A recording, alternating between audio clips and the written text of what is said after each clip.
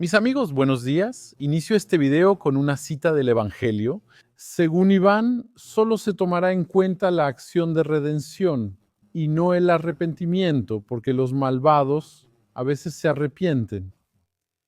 De hecho, proviene directamente del libro de Alexander Zinoviev, Las alturas abiertas, un libro que no tiene ningún sentido, que no tiene ni pies ni cabeza. De hecho, fue escrito para no tener ningún sentido, porque ilustra la vida en la Unión Soviética. Les recomiendo este libro porque ayuda a lubricar el cerebro y romperá todas sus conexiones lógicas habituales. Entonces, hoy vine a hablar de un problema, ¿no? Me conocen desde hace tiempo que nos frecuentamos. Tengo un lado un poco espiritual, soy un poco, ya saben, un poco en el sofismo, ¿no? Un poco en el esoterismo, todo eso.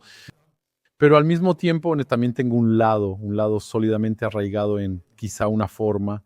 Casi tengo ganas de decir de nihilismo. Hay muchas personas que me escriben para agradecerme diciéndome aldosterona. Das mucho en tus videos, de verdad te sigo desde hace años y das mucho. Saben, a veces vengo a dar, pero no les voy a mentir, a veces vengo a recibir. Cuando quieres ayudar a la gente, tú los alivias, eso es lo necesario. Hay que quitarles lo que cargan y esas cosas se las quitas, ¿verdad? Y se sentirán más ligeros. Así que mi objetivo, la mayoría de las veces, no es venir a añadir cosas, no es venir a dar, al contrario, es venir a quitar, como en el caso de este video. Entonces, hoy me gustaría hablarte de una situación que le pasa a mucha gente y que probablemente sea la ilustración más extrema de la condición humana. Te cuento, quizá voy a tomar un ejemplo, sí, voy a tomar un ejemplo. Hay una cantante argelina, ella ya no está entre nosotros, murió hace mucho tiempo, se llama Cheika Yenia, ¿de acuerdo? Cheika Yenia, y de hecho a ella siempre le gustaba que cuando mencionábamos su nombre dijéramos Kabir el Haqqaniya bin Saida, que significa la grande, la auténtica hija de Saida. Es una de las ciudades del oeste argelino, ¿ves? Entonces te decía que esta mujer como muchas cantantes de su condición, ella hacía bodas, hacía eventos, todo eso, y luego cruzaba el país de un lado a otro, y conocía a mucha gente y escuchaba. Son personas que estaban atentas, estaban cerca de las personas, estaban cerca de la sociedad y eran depositarios de muchas historias que a veces iban a influir en sus textos. Y ella va a una de esas. En una de esas canciones, una bastante triste, como casi siempre. Su universo era a veces un universo oscuro, incluso a veces bajo apariencias alegres. Y en realidad habla de una situación en la que ella está con un brujo, ella va con un brujo y en realidad el brujo está escribiendo. Entonces al brujo le pagas y él va a escribirte un talismán. Así que lo va a escribir frente a ti y tú le pagas. Por ese trabajo, los brujos normalmente solo para respetar quizá el relato y la autenticidad del relato generalmente, no tienen una tarifa fija. No es como un restaurante, pagas lo que puedes, pagas si puedes. En general, llegas a su casa, pides algo y te ayudan con palabras, un talismán, mezcla de hierbas u otra cosa. Y generalmente no es para la mayoría, hablo de los más tradicionales. No son personas que van a pedir una cantidad fija de dinero. A veces la gente les paga poniendo, ellos están sentados en un cojín, la gente pone el dinero en el cojín y luego se van. Él no sabe cuánto pagó el último cliente o el último paciente, si quieres. Entonces, yo decía que en su canción ella cuenta que está ahí y el marabú está escribiendo y que ella le paga y en realidad ella perdió la fe. Eso significa que ella reconoce su extravío en ese momento, ya que no cree en el marabú. En este punto, ella es un poco como algunos. Hay este patrón que vamos a encontrar. Por ejemplo, si lees Las razones de la ira de Steinbeck, un libro muy recomendable, interesante. Es un libro bastante grande, pero muy denso. Una historia que se lee bastante fácilmente. Steinbeck, ya sabes, no es Hegel, ¿verdad? Se lee de manera ligera y uno entra rápido en la historia.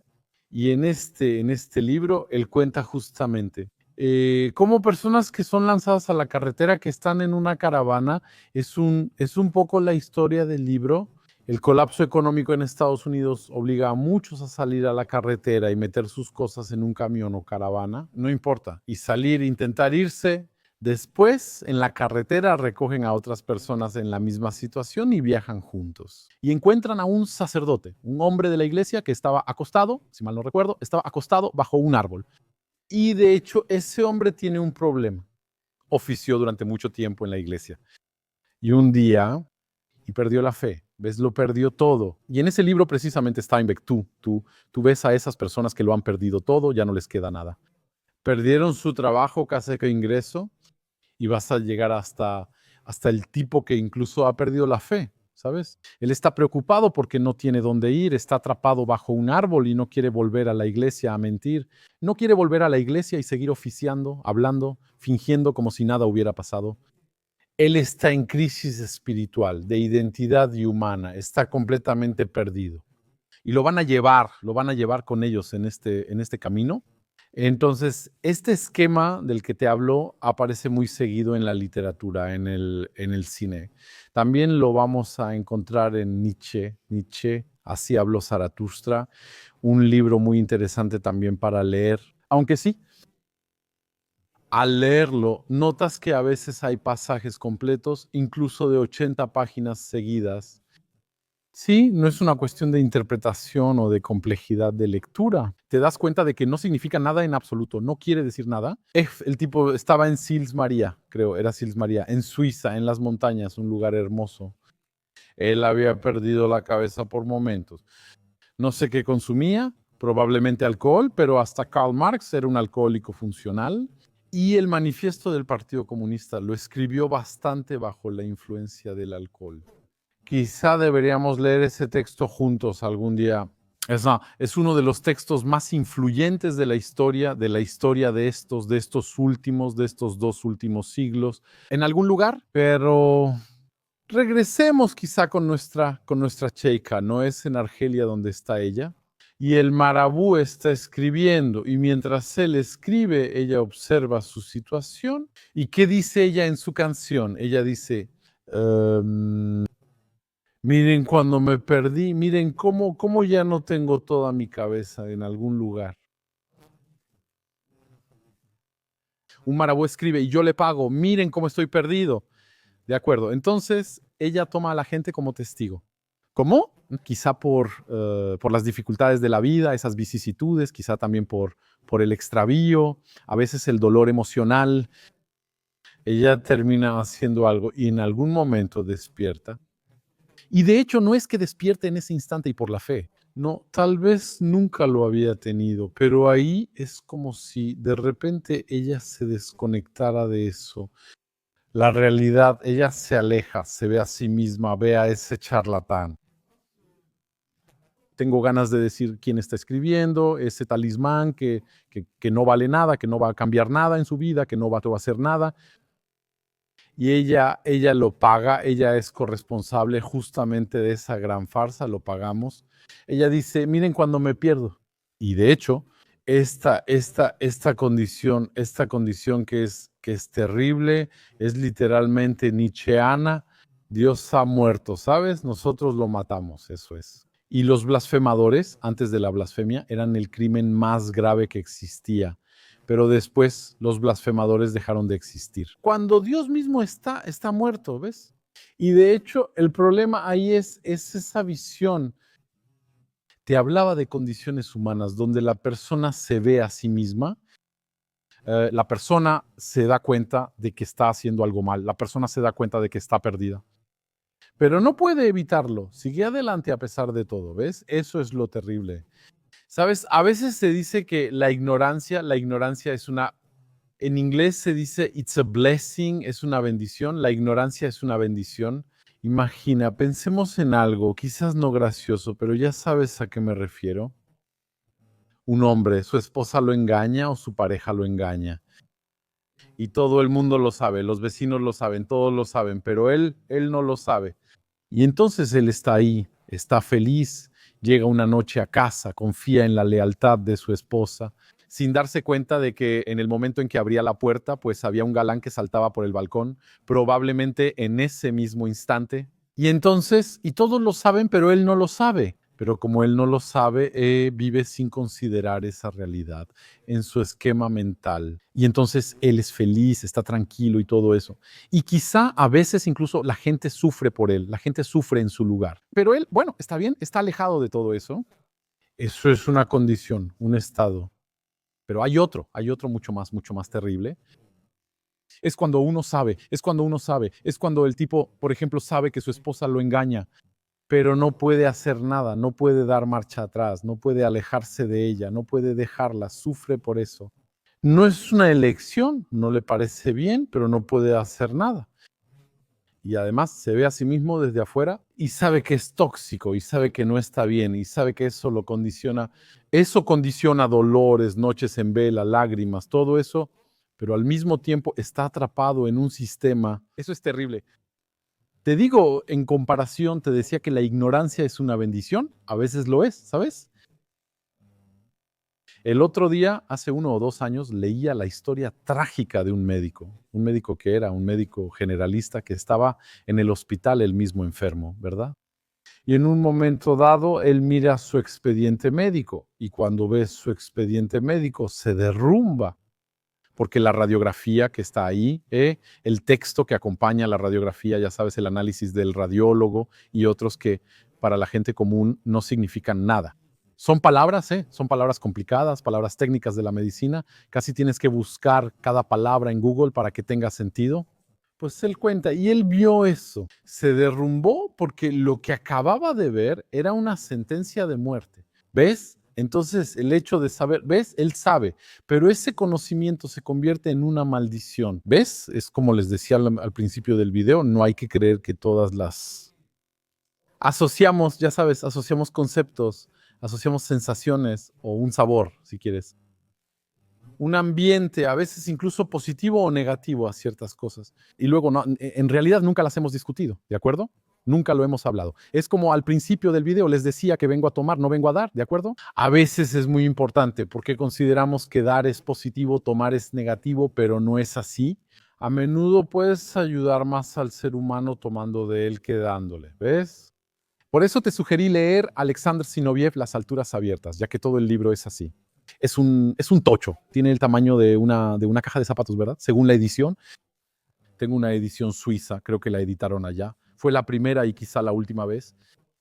Y es prácticamente en cada frase vas a entrar en algo que va a desafiar un poco tu sentido habitual. Y decía que siempre en esta misma continuidad partimos del principio de que el conocimiento o la luz, ¿no es cierto?, es algo bueno. En el caso de este médico fue una maldición, ¿de acuerdo? Porque leí un artículo de prensa que citaba a su esposa y al médico. Él murió poco tiempo después y eso causó que esa lectura, esa comprensión le provocara una angustia psicológica. Entonces, yo decía que el conocimiento o la luz, si vamos a usar la palabra luz a partir de ahora para referirnos al conocimiento, no siempre es una bendición. ¿No es así? A veces, como en el caso de este médico, le reveló una situación final, terminal, que su entorno le ocultaba, pero él pudo acceder a ella.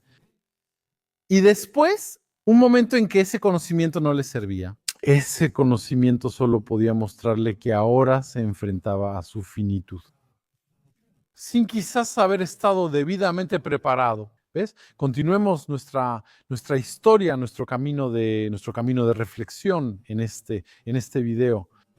De hecho, si miras, hay algunas condiciones donde se sabe, lo sabemos. Y si lo sabemos, está bien saberlo.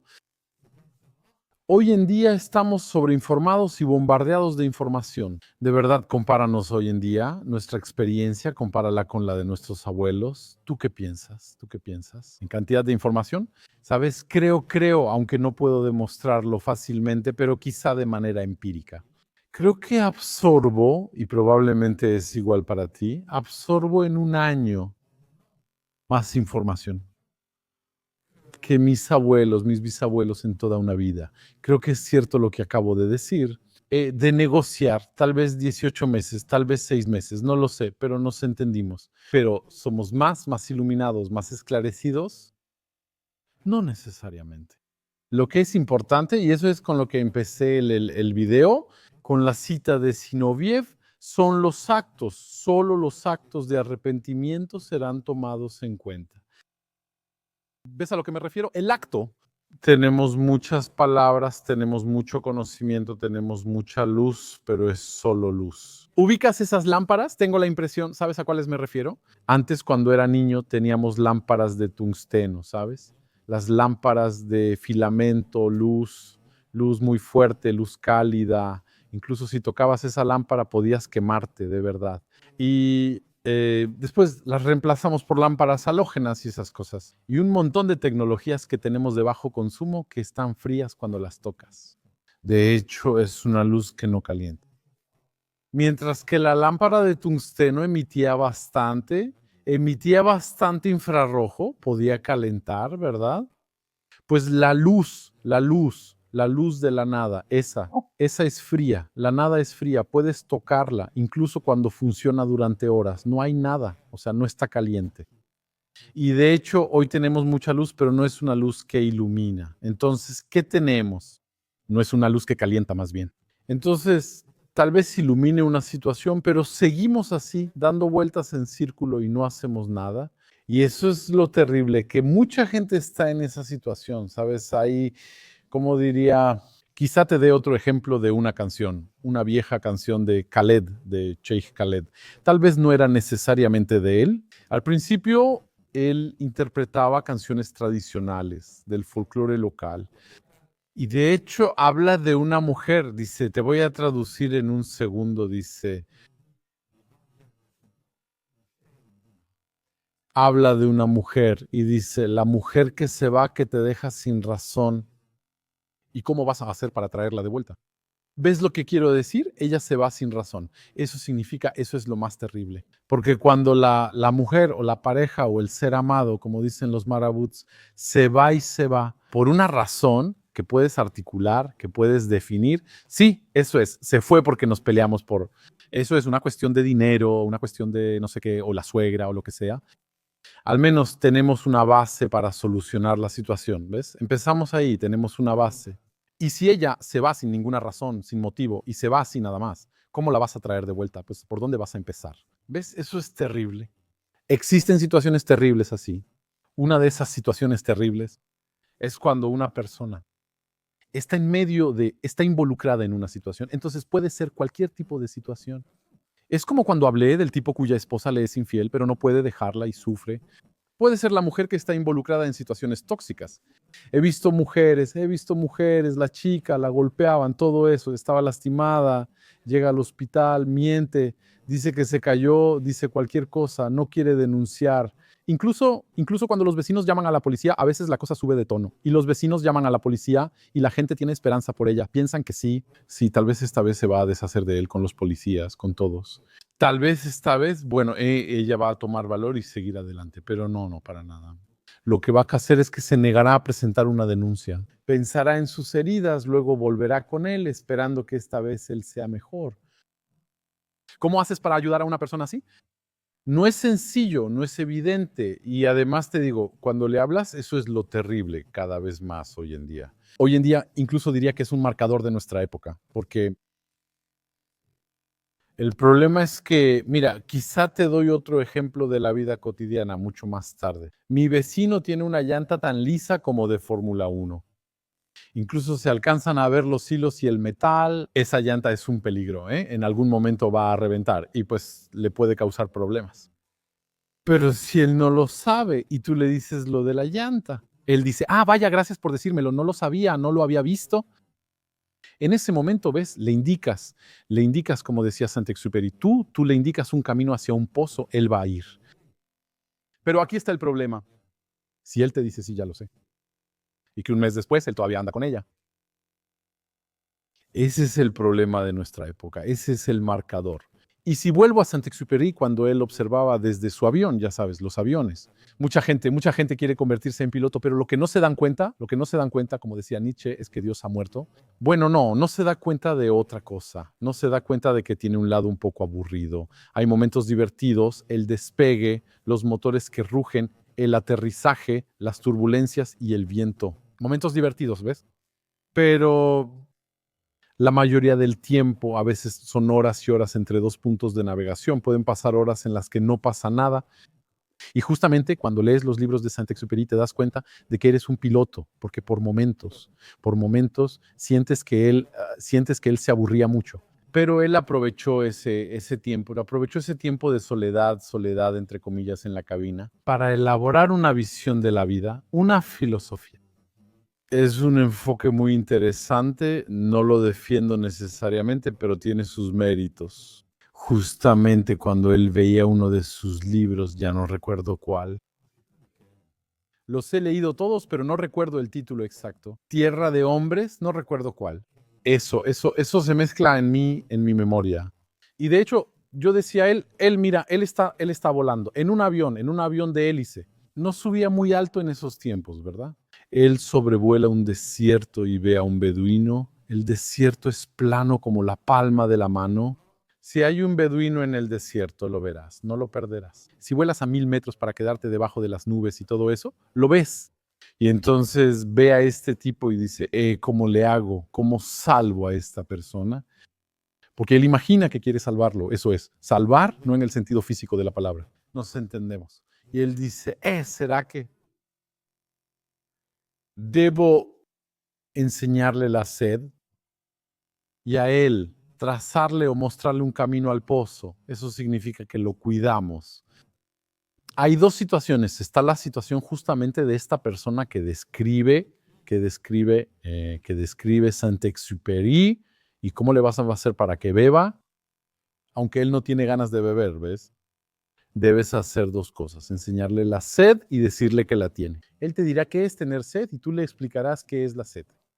Una vez que ha entendido que tiene sed, eso significa que una vez que ha entendido que le faltan cosas. Puede ser una comodidad material, pueden ser cosas, un bagaje intelectual, no importa lo que quería decir Saint-Exupéry con eso. Porque de todas formas el tipo en un desierto a lo mejor vivía en una plenitud total, no necesitaba nada, ¿verdad? Pero según la visión de Saint-Exupéry, él necesitaba algo. Entonces, ¿cómo le vamos a hacer? ¿Le vamos a enseñar la sed y luego convencerlo de que tiene sed? Después, cuando lleguemos a eso, le mostraremos el camino al pozo y cómo debe ir. ¿Ves a lo que me refiero? ¿Es necesario hacer eso? ¿Tiene sentido hacer todo eso? ¿No vale más? ¿No es mejor? ¿No es mejor dejarlo en su ignorancia? Y digo eso entre comillas. No tenemos derecho, de verdad, de calificar a los demás de ignorantes así, nada más porque sí. Es una etiqueta infamante, pero en realidad no es infamante en absoluto. Todos somos ignorantes. Te das cuenta de lo que todos sabemos si miramos lo que sabemos, incluso aquellos que saben, entre comillas, mucho en comparación con el resto de la humanidad. Lo que no sabemos es mucho más vasto de lo que sabemos, ¿de acuerdo? Todos manejamos solo una gota de conocimiento. Por eso existe este video. Tenemos la obligación de compartir. Compartimos y no con el objetivo de convencer a la gente o convertirlos a algo, sino simplemente compartir. Y también invitar a otros a compartir. Invitar al compartir, con la esperanza de que algo positivo surja de ello. Entonces, yo decía, el problema hoy en día, si retrocedo un poco, que yo hablaba de Saint-Exupéry, el problema es ese. Hoy en día, cuando queremos ayudar a los demás, hablamos con personas que saben, ellos saben lo que debemos decirles, ellos saben lo que les estamos diciendo. No es el tipo que dice, uy, gracias por avisarme que mi llanta estaba a punto de explotar, la voy a cambiar de inmediato. No es eso. Tenemos gente que sabe todo lo que les puedas decir. Están sobreinformados porque son bombardeados con información, porque tienen más información que la que sus abuelos tuvieron en toda su vida. Ellos la tienen en 6 meses, en un año, en 18 meses, ¿ves? Y entonces, en ese momento, cuando vayas a hablarles, pues no los vas a ayudar con palabras. ¿Por qué? Porque lo que les dices, ellos ya lo saben, eso es, lo que les dices. Tienes a una persona que está en una relación tóxica, vas y le hablas. ¿Sí? Ella lo sabe todo, ya ha pensado en eso. Entonces, hemos llegado a un punto donde la racionalidad ya no va a funcionar. ¿Por qué le vas a llevar algo racional? Voy a decir ideas racionales. Ella pasa noches en vela pensando, luego tú llegas a su vida y le dices algo racional. Bueno, pues está bien, ¿no? Gracias, pero ¿eso en qué va a ayudar a mi Schmilblick? Pues no va a ayudar en nada. Entonces, algo que me gustaría decirte, a veces me pregunto, porque sabes, hoy en día puede que haya demasiada información y pocas acciones, porque no es porque somos pasivos ante la información, entonces consumimos información, pero somos pasivos, no actuamos. Recuerda, solo los actos serán tomados en cuenta, ¿verdad? No las palabras. Las palabras no serán tomadas en cuenta, porque simplemente es la acción la que hará la diferencia entre tú y alguien más. Tal vez te diré algo, me pierdo en mis pensamientos, pero hay un hilo, no me pierdo, te digo algo. Mira, ¿hay alguna diferencia entre alguien que no lee, que sabe leer, que puede leer, pero que no va a leer por elección, que no tiene ganas de leer?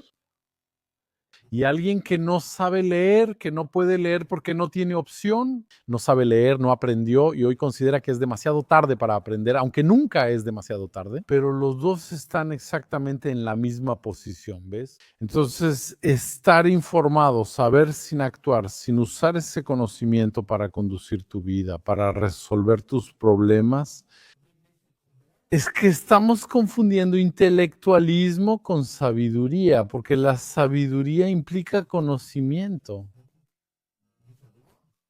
pero también implica el uso de ese conocimiento para conducir tu vida. Si tienes mucho conocimiento, pero tu vida está mal llevada y no lo aplicas, pues entonces, ¿qué haces? Estamos siendo intelectualistas, ¿no? Solo estamos acumulando conocimiento en fila. Solo lo estamos mezclando. Cuando la masa está muy espesa, añadimos más conocimiento. Y seguimos mezclando la olla y nos agotamos. La olla se vuelve cada vez más pesada, la masa es densa y todo eso. Pero al final eso no va a cambiar nada en nuestra vida, ¿sabes? Entonces, lo que tenemos hoy es que, ya sabes, con ese vacío espiritual que es conocido por la humanidad.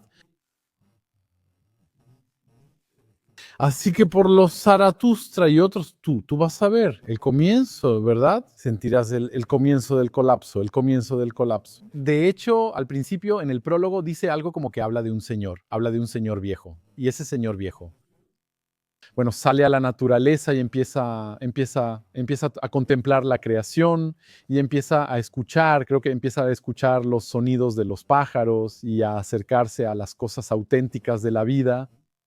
Y dice, ahí es donde comenzó su derrumbe. ¿Sabes a lo que me refiero? Es que en eso somos proyectados a la dimensión nihilista nietzscheana. Es ahí donde nos prolongamos, estamos ahí dentro. Y entonces lo que vamos a hacer es que vamos a tener esa mentalidad de acercarnos.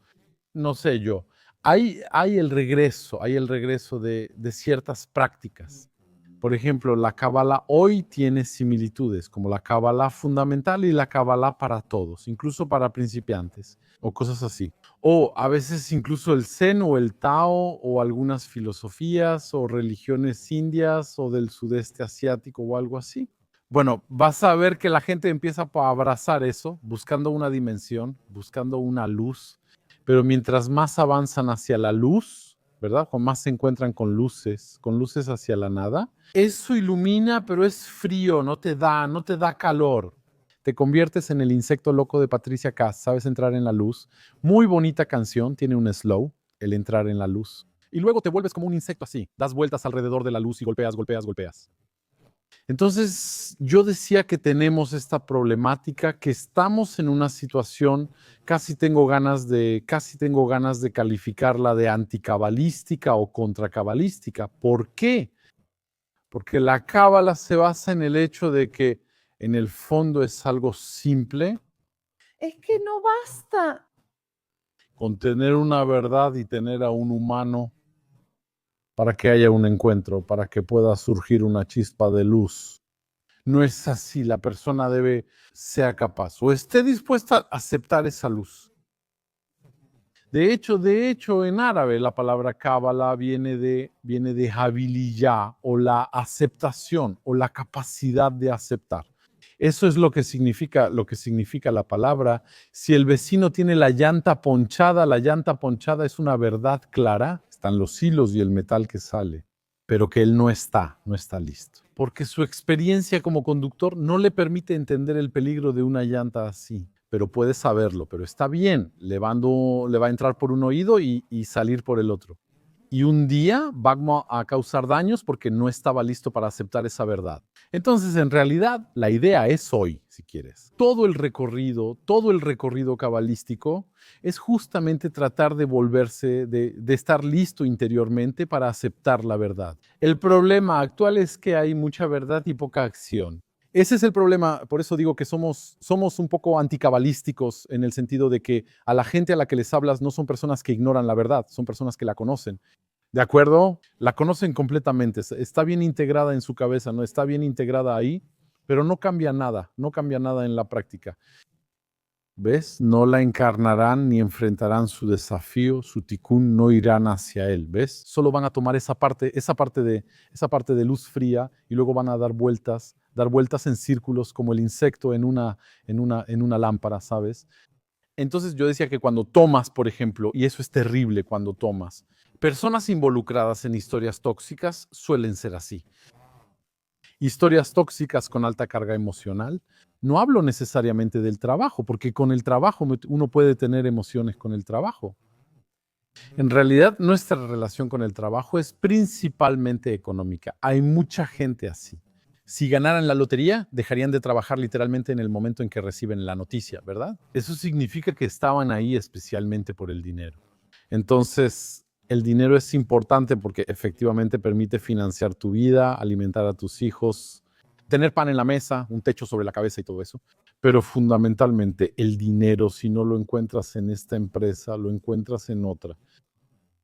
Yo he renunciado a muchas empresas. No tuve ningún dolor de amor, olvidé hasta su existencia y ellos olvidaron la mía. Pero la toxicidad que se puede encontrar en las relaciones humanas, eso sí es lo peor, eso sí lo es. Y después, una vez que uno está atrapado en esa toxicidad de las relaciones humanas, surge otra problemática que se añade detrás. Es, ya sabes, el sesgo. Te voy a decir algo. Tenemos la impresión, y eso, si aconsejas a personas, tienes que tener cuidado con una cosa. Tomas la información, alguien te va a dar una información, un amigo, tu hermano, no sé, alguien en el autobús, no importa, te pide un consejo, te pide una información. Y tú lo que vas a hacer es reflexionar. Dirás, para mí esa es la solución. Lo que no te das cuenta es que las personas no siempre piensan de manera racional, piensan de manera efectivamente racional, pero en realidad semirracional. Eso significa que hay varios niveles, hay varias capas. Hay una primera capa que es racional. Y después están lo que llamamos los sesgos que se van a añadir encima. El sesgo es como si, una vez que terminé de cocinar, terminé mi sopa, le agrego un ingrediente secreto. Entonces el sesgo es lo que llamamos el ingrediente secreto. Entonces la persona va a reflexionar, llegar a un resultado y el resultado es provisional. Va a poner el ingrediente secreto. Y ahí es cuando realmente tienes la historia que termina. El problema del ingrediente secreto o del boleto. A veces es más poderoso que el razonamiento lógico en sí, ¿ves? Ahí es donde tenemos un gran problema. Mira, tomas a alguien que va a entrenar esquí, llega, le gusta el esquí, ha escuchado solo cosas buenas sobre eso y todo eso. Solo quiere ponerse los esquís y empezar a esquiar con un instructor. Está bien. Se cae, se ríe, todo eso. Ahora toma a otra persona, no sé, tomas a una chica y supongamos que ella quiere, la traes para enseñarle a esquiar. Excepto que su ex chocó contra un árbol frente a ella y lo evacuaron en helicóptero. Estuvo 10 días entre la vida y la muerte, luego falleció. ¿De acuerdo? En un asistente de esquí. Te imaginas bien que ahora tiene un sesgo, extremadamente fuerte hacia el esquí. Entonces ahí te di un caso brutal. Dije, literalmente veíamos a alguien contra un árbol en coma, no hasta puse el helicóptero, etc. Eso es grande, ¿ves? Como escenario. Pero en la vida cotidiana tenemos muchísimas situaciones que causan sesgos fuertes, sesgos débiles. Uno de los sesgos que tenemos, que mucha gente tiene, es el sesgo de la pérdida irrecuperable. Entonces, ¿qué es el sesgo de la pérdida irrecuperable? Te contaré una historia. Tenía un amigo, lo perdí y no sé qué fue de él, que había desarrollado una martingala ingeniosa para ganar en el casino. Eso es, él estaba seguro de que el sistema, ya fuera de mesas, ruleta u otro, no se sostenía matemáticamente. Él está equivocado. El sistema está diseñado para que siempre gane el casino. Solo lo menciono para que estemos de acuerdo. Es un video responsable. Entonces, él pensó, a través de un razonamiento falaz, que había encontrado la lógica o la técnica o la martingala más poderosa que la humanidad haya visto y que iba a arruinar al casino. Entonces toma 20,000 euros, que era todo lo que tenía. Si vendió, no sé qué, prefiero no decirles si vendió, pero bueno, ahí se queda. Yo decía que él toma eso. Entonces la cosa, el dinero, la suma y se va al casino. Y empieza a jugar, juega. Y luego, bueno, llegan las 2 de la mañana, ahí su martingala, su venta, estaba en menos 13, menos 14,000 euros. Eso significa que perdió 2/3 de su dinero. Aún así, 1/3 sigue siendo importante, porque su cuenta estaba vacía. Al tomar dinero para ir al casino, la dejó vacía. Digo, 8,000 o 7,000 euros no está mal si tienes solo 12,50 € en la cuenta. Así que solo guarda el dinero en tu casa. Aquí es donde aparece el sesgo de las pérdidas irrecuperables. Entonces él piensa, si paro aquí a las 2 de la mañana, les digo, escuchen chicos, gracias, dejo una ficha para el personal y me voy tranquilo a casa. Aquí estoy, la pérdida ya está, me equivoqué en el cálculo. No, él quiere quedarse, porque si se va, pierde los 12,000 euros. Así que quiere continuar, quiere persistir para intentar recuperar ese dinero. De hecho, hay muchos jugadores compulsivos y además el juego compulsivo es solo un mecanismo que tenemos en la cabeza, pero puedes encontrar ese mismo mecanismo, ese mismo sesgo en las relaciones humanas, en las decisiones de todo tipo, en decisiones de negocios, decisiones empresariales, decisiones de vida. Todo eso. Entonces, como decías, el tipo, me imagino, no obtienes nada si adivinas lo que le pasó. Como a las 4 o 5 de la mañana salió del casino. Esta vez lo había perdido todo. Los 20,000 euros se habían ido y ni siquiera tenía para pagar el taxi. Ni siquiera tengo para pagar el taxi. Son realmente sus propias palabras, sus palabras. Él fue quien me dijo eso. Me comentó que no tenía para el taxi a las 5 de la mañana para volver a casa, pero creo que alguien le ayudó. Entonces, como decía, la gente a menudo está en esa situación. Cuando una persona está en una relación tóxica, entonces entra en ese sesgo de pérdida irrecuperable. Ese es uno de los sesgos. Hay muchos. Nuestro cerebro tiene funciones concretas y abstractas. De algunas somos conscientes, de otras no. Pero hacen que nuestro cerebro no sea una calculadora, no es una máquina precisa, exacta. Y eso es lo que lo hace, eso es lo que nos hace diferentes, eso es lo que hace que no seamos robots, que repiten lo mismo todo el día. Es genial, está bien, es la diversidad, quiero decir. Pero al mismo tiempo, cuando no somos conscientes de estos mecanismos, o cuando algunos toman demasiada importancia en detrimento de otros. Ahí es cuando empezamos a ir mal. Entonces, te digo, con el sesgo de las pérdidas irrecuperables, una persona lleva mucho tiempo en una relación tóxica y no logra salir. Sí, porque ahora está ese sesgo. Porque si sale, siente que ha perdido todo su tiempo. Hasta ese momento ha perdido todo su tiempo, ¿de acuerdo? Ha perdido todo el esfuerzo que hizo, todo el sufrimiento no sirvió de nada.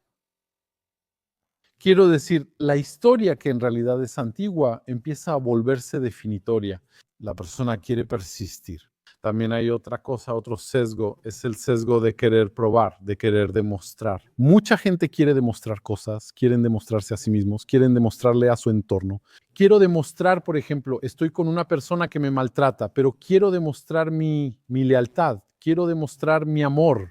Y para demostrar esa autenticidad y pues la nobleza, mis sentimientos y pues lo que hago, voy a seguir, persistir, sufrir, pero continuar. Y en realidad no estoy demostrando para nada amor ni autenticidad.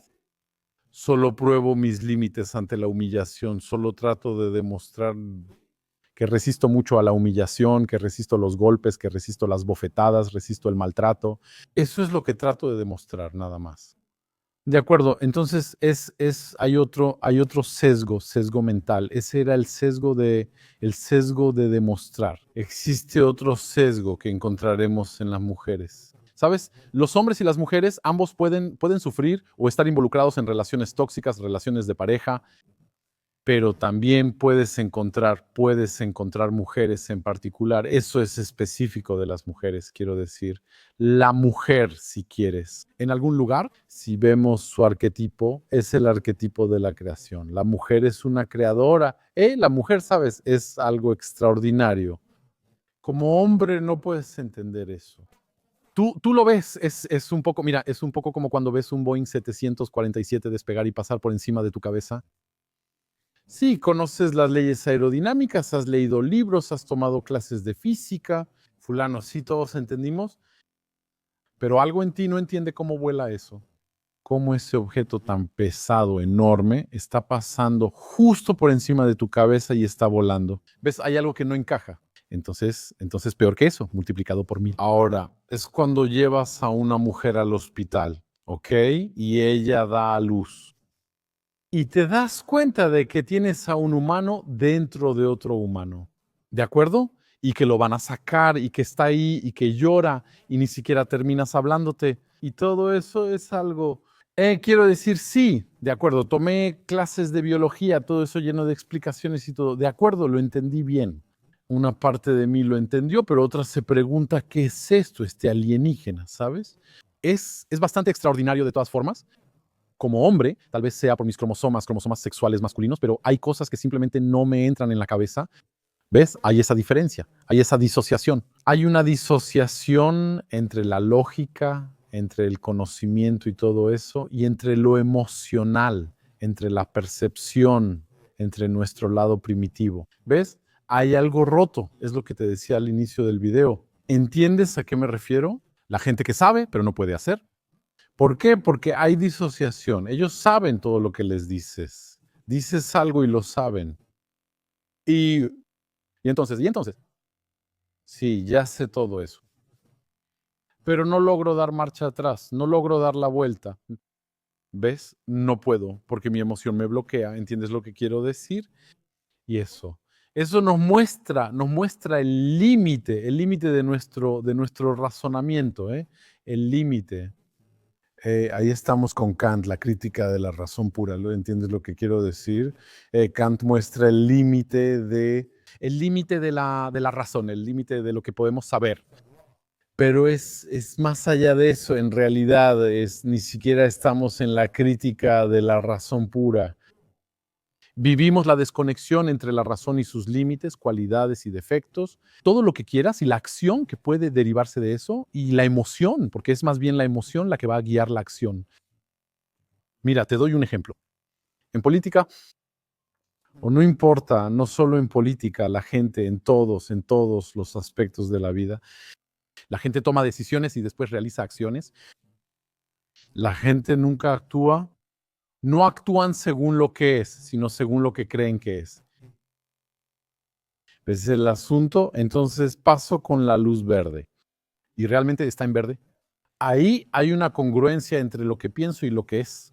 Y entonces mi acción va a ser concordante entre lo que pienso, entre la realidad y todo eso.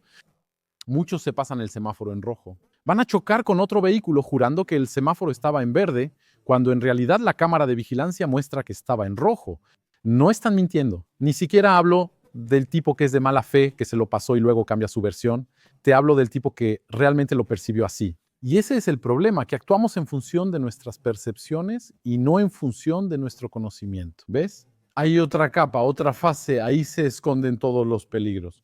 Entonces eso es muy difícil hoy en día ayudar a personas que están en situaciones tóxicas, aunque vivimos en una época de sobreinformación.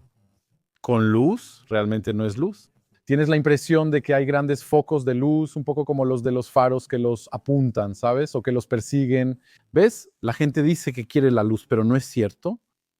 La luz te persigue. Y cuando estás en el escenario, ves escenarios. Trabajé un tiempo en la televisión y todo eso.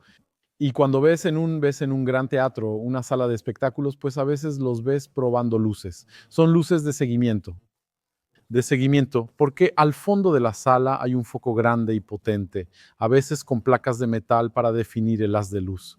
Y lo que pasa es que la sala está negra, oscura.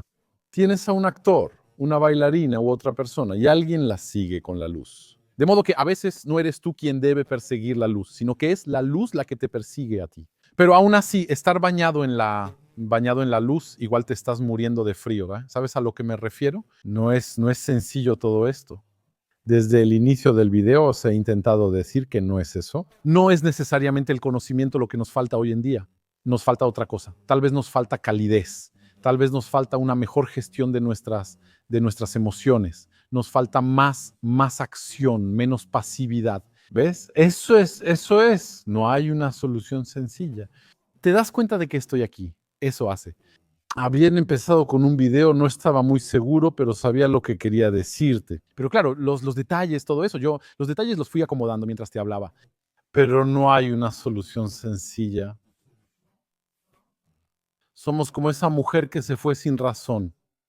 ¿Y cómo voy a hacer para traerla de vuelta? Bueno, ahí estoy tratando de recomponerme. Y lo sé, y lo veo, y lo visualizo, y soy consciente, pero no puedo evitarlo. ¿Ves? No puedo evitarlo. Porque a veces uno desarrolla una adicción, ¿ves? A veces uno desarrolla una adicción al dolor, uno desarrolla una adicción al sufrimiento. También puede ser eso. No es sencillo, no es eso, pero no resuelves eso. Por la razón dialéctica no vas a ir a convencer a la persona. Eso es, olvida lo de A más B, es más complicado, ¿de acuerdo? En todo caso, amigos míos, gracias por haber visto este video. Y pues nos vemos en la próxima. Hasta muy pronto.